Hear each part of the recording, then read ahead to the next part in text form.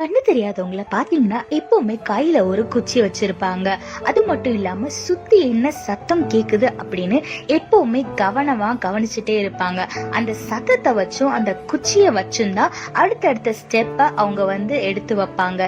இதே மாதிரி நம்மளோட வாழ்க்கையில ஒரு சில காரியங்கள் நம்முடைய கண்களுக்கு மறைவா இருக்கும்.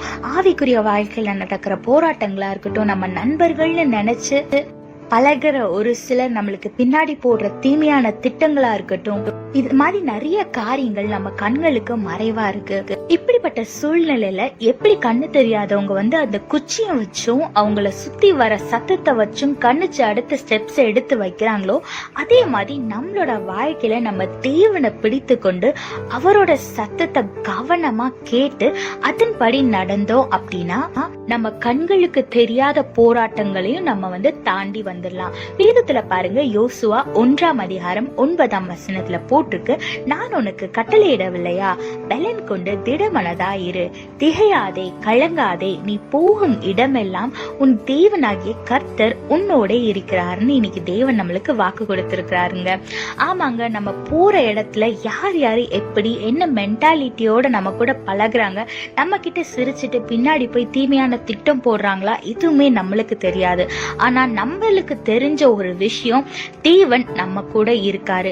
அதனால எந்த ஒரு சூழ்நிலையா இருந்தாலும், எவ்வளவு மோசமான மனுஷங்களா இருந்தாலும், சத்ரு எவ்வளவு பெரிய தீமையான திட்டத்தை நம்மளுக்கு விரோதமா கொண்டு வந்தாலும் அது வாய்க்காம போகும். ஏன்னா தேவன் நம்ம கூட இருக்கும் போது வெற்றி நமக்கு தான். தேவன் நம்மளை ப்ரொடெக்ட் பண்ணிப்பாரு. அதனால இந்த நாள்ல நீங்க என்ன சூழ்நிலையில இருந்தாலும் சரி, யார பார்த்து பயந்துட்டு இருந்தாலும் சரி, எல்லா பயத்தையும் மூட்டை கட்டி தூக்கி போடுங்க.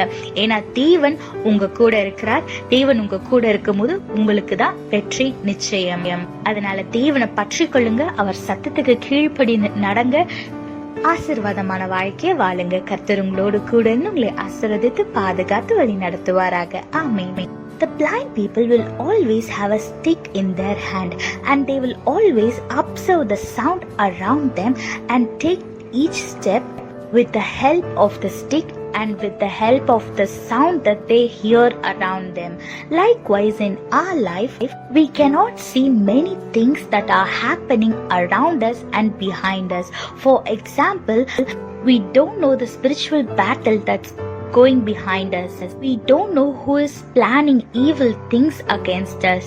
Sometimes it will be someone very close to us that we least expect that they will hurt us. So to overcome situation like this, you have to hold on to our Lord like the blind people hold on to the stick, and you should listen to the voice of our Lord and obey his words and walk by his guidance. Like the blind people, observe the sound around them and they will take their next step. Likewise, in our life, if we hold on to our Lord and if we take our each step by his guidance, he will always be with us and he will protect us from all harm and he will bless us. Look what the Bible says in Joshua chapter 1 verse 9. Have I not commanded you to be strong and courageous? Do not be afraid. Do not be discouraged. For the Lord your God is with you wherever you go.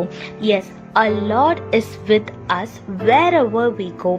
So no matter what kind of situation we are in, or no matter who is against us, when our Lord is with us, the victory is ours. So don't be afraid of any situation or people that who is standing against you, because our God is with you and the victory belongs to you. So hold on to our Lord, hear his voice and walk by his will and walk by his guidance and live a blessed life. God bless you all. Have a blessed day.